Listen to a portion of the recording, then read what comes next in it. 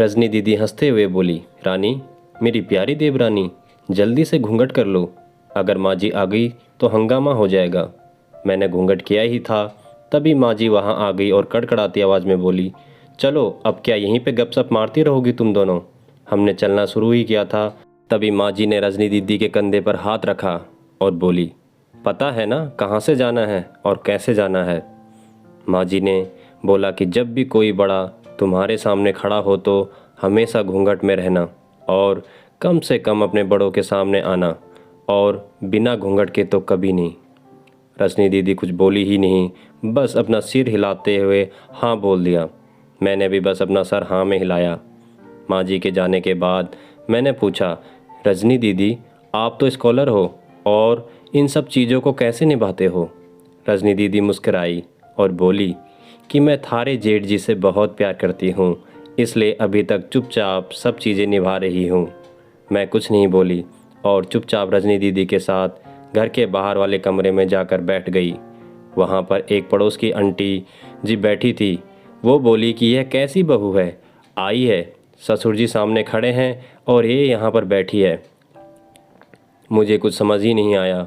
मतलब रजनी दीदी बोली कि आंटी जी, अभी नई बहू है यहाँ के रीति रिवाज सीखने में थोड़ा समय लगेगा।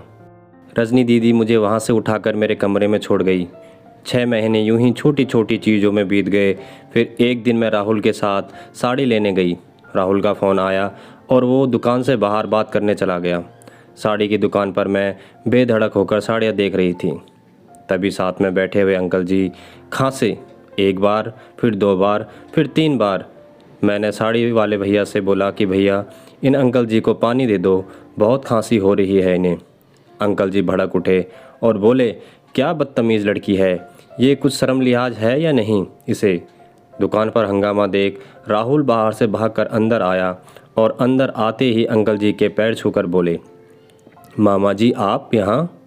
मैं घबरा के दुकान से बाहर निकल आई।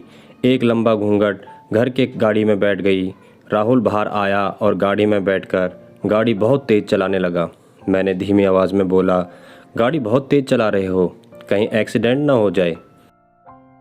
हम घर पहुंचे ही थे तभी माँ जी ज़ोर ज़ोर से चिल्लाते हुए बाहर आई, देखो आ गई ये रानी साहिबा, ख़ानदान की इज्जत मिट्टी में मिलाकर।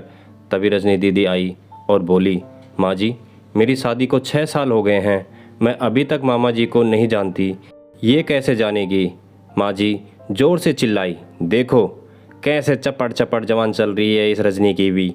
कभी राहुल सबकी बात काटते हुए बोले कि माँ ये दोनों सही बोल रही हैं, अगर ये हमेशा घूंघट करके रहती हैं तो ये मामा जी को कैसे पहचानेंगी। और माँ, आज मामा जी के फ़ोन पर तुमने पूरे घर की शांति को भंग कर दिया है। ये वो ही समाज है जिसने सीता मैया पर भी उंगली उठाई थी। पिताजी और जेठ जी ने भी अपना पक्ष राहुल के साथ ही रखा। माँ जी थोड़ी देर सोचने के बाद वापस रजनी दीदी की और मेरे पास आई और बोली कि तुम दोनों को अपनी मर्यादा पता है। मुझे उम्मीद है कि तुम कभी भी मेरा सिर शर्म से नीचे नहीं झुकने दोगी।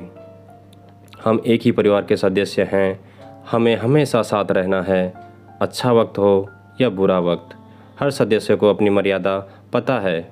माँ जी ने मुझे और रजनी दीदी को गले लगा लिया।